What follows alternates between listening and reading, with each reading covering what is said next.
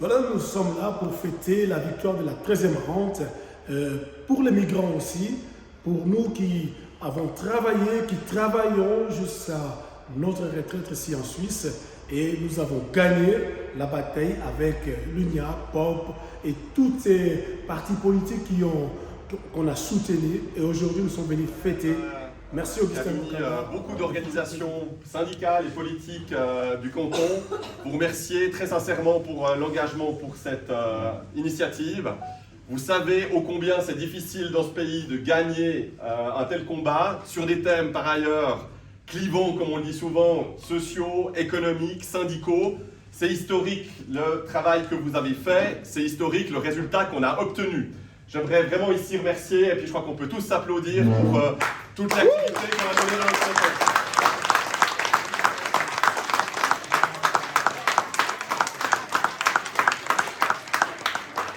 La Vivo Vaud et la Vivo Suisse, on est extrêmement contents, on est touchés de ce résultat. On est touchés de ce résultat parce que la Vivo, c'est l'association des retraités depuis 1947.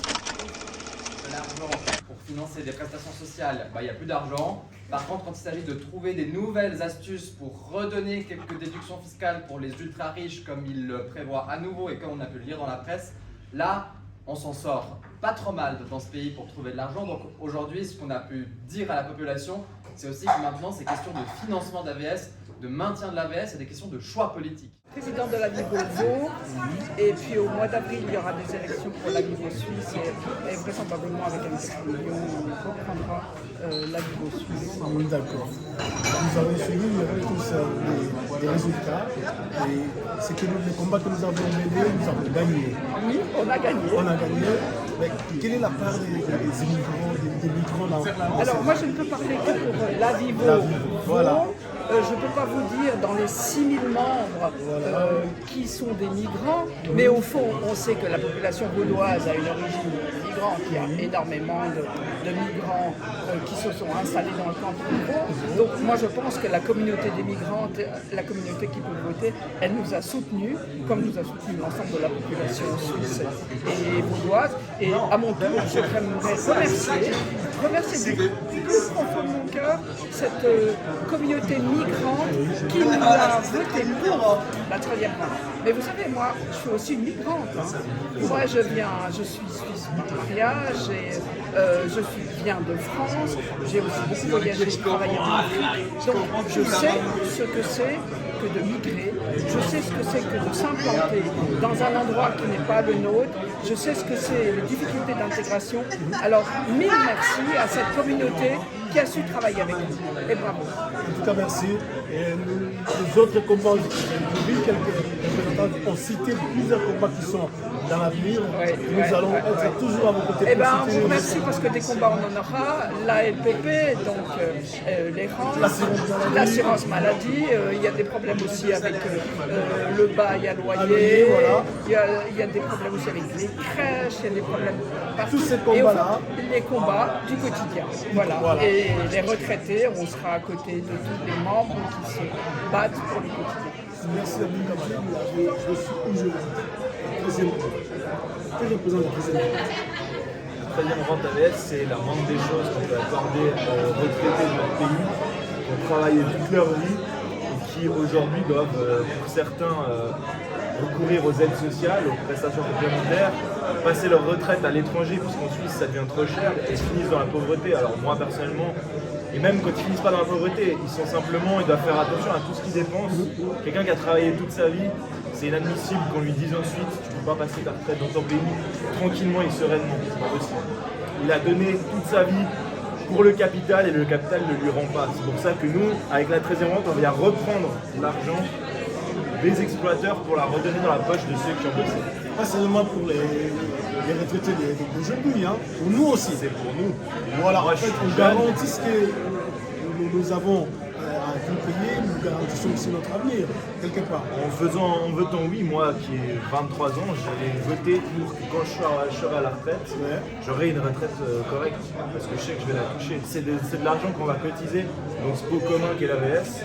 C'est pour ça que la droite s'y attaque, parce qu'ils n'aiment pas le principe de répartition, c'est un principe plus solidaire qui existe. tout le monde cotise et à la fin, 92% des gens, on s'en est rendu compte, touchent plus que ce qu'ils ont cotisé dans leur vie. Pourquoi? Parce que le principe de solidarité fonctionne et que les plus riches vont beaucoup plus se mettre dans ce pot commun. Donc moi je suis content. Et avec toi, on va revenir vers toi dans quelques jours où nous aurons un plateau avec vous. Parce que vous êtes vice-président du POP, hein, Le Parti ouvrier populaire vaudois. voilà. Et vous avez une histoire avec l'histoire du monde, quelque part. Je vais vous recevoir dans mon plateau dans quelques jours où nous parlerons de l'Afrique. Voilà. C'était là le vice-président du POP, du parti ouvrier populaire. Quel sentiment vous avez aujourd'hui d'avoir gagné le combat de la 13e ronde? Écoutez, la joie est immense. Hein. Personnellement, je me suis, comme on dit, mouillé, je me suis retroussé les manches, mouillé le maillot pour cette bataille qui n'était pas sûre. Mais je remercie déjà la communauté migrante, africaine particulièrement, congolaise, qui ont voté massivement pour cette 13e rente qui viendra tout petit peu améliorer le pouvoir d'achat justement des retraités dans ce pays. Donc la joie est immense de voir cette victoire de la grande famille de la gauche. Non pas seulement des retraités d'aujourd'hui, mais c'est aussi quelque part vous garantissez votre retraite. Eh bien, je l'ai dit, que le combat d'aujourd'hui, la victoire, c'est pour les retraités de demain. Donc l'APS, c'est depuis 1948, il faut le dire. Ceux-là qui s'étaient battus, ils ne sont pas là aujourd'hui, mais nous en bénéficions. Donc notre pas historique que nous avons fait aujourd'hui, ça serait pour les jeunes de demain. Voilà. Mais on a remarqué dans votre communauté, des migrants, il y a plusieurs décès. Les gens ne rentrent plus en Afrique, les gens ne rentrent plus en Asie, ni en Amérique latine. Mais vous restez ici en Suisse. Vous ne trouvez pas que c'est un peu bénéfique pour vous aussi? Je dirais déjà je suis un acteur de l'intégration bilatérale. Ceux qui ont choisi la Suisse pour leur deuxième patrie, c'est bénéfique pour eux.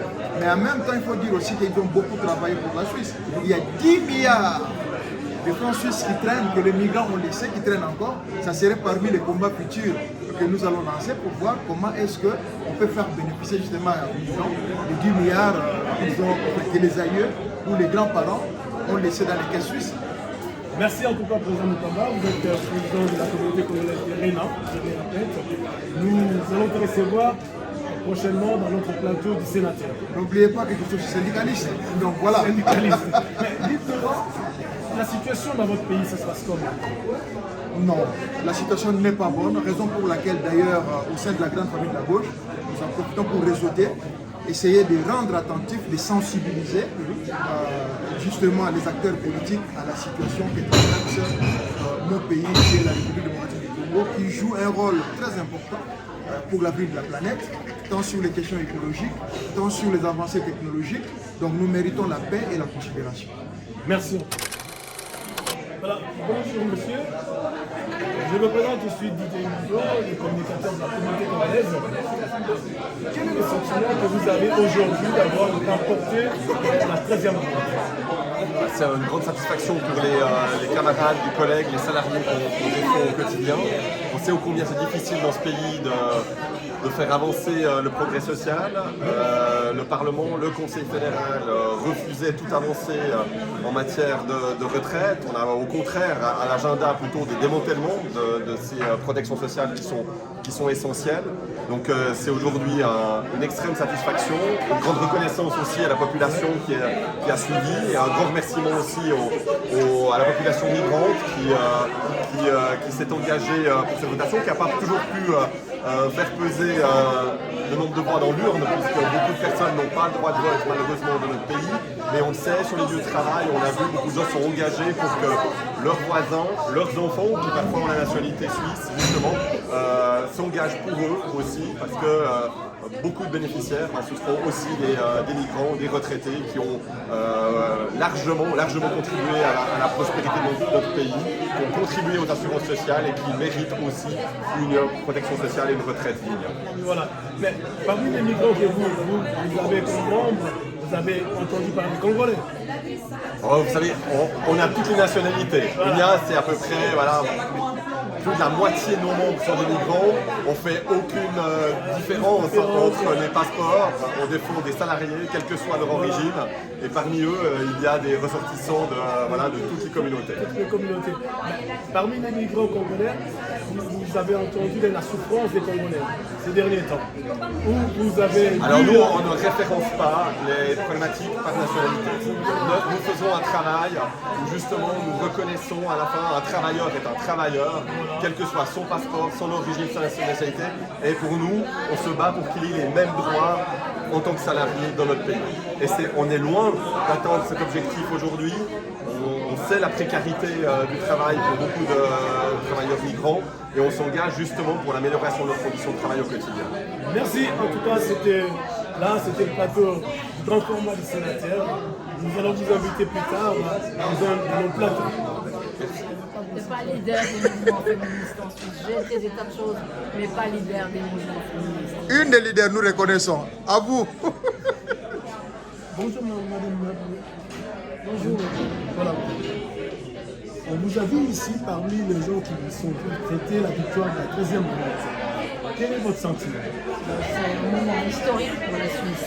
C'est vraiment du jamais vu quasiment. Une initiative lancée par la gauche, par les syndicats, pour un acquis historique en Suisse qu'est la VS, qui date de 1948, mais qui depuis les années 70 a plutôt été péjoré au lieu d'être amélioré. Et là on gagne. C'est une nette amélioration. Et les partis bourgeois, c'est ça qui est intéressant, sont désavoués par leur base. Les gens ont voté indépendamment des consignes de leur parti. Ça vaut pour l'UDC, ça vaut pour le PLR, ça vaut pour le centre et c'est historique. C'est historique. Vous êtes ancien syndicat, syndic de Renard. Oui. Et vous défendez aussi la cause de la femme. Bien sûr, D'après oui. l'histoire que j'ai lue sur vous. Quel est l'effet quand vous attendez que les femmes sont violées dans l'Est de la RDC? Alors écoutez, que les femmes soient violées partout, ça me fait un effet épouvantable.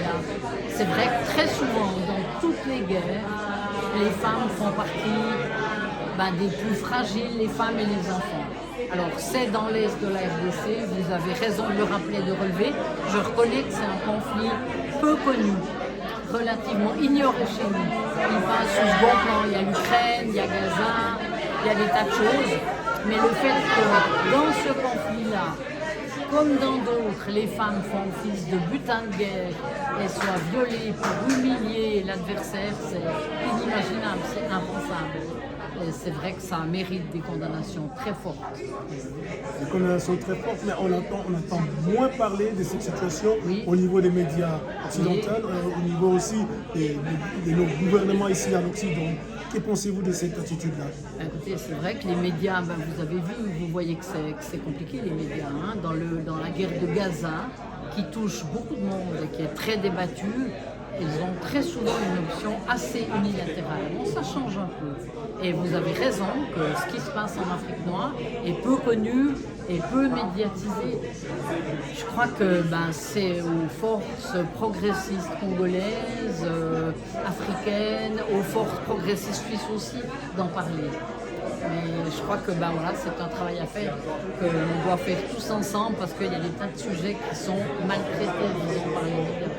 Merci en tout cas de votre bienveillance et de nous accorder cette interview. Merci à vous. Merci, Marie.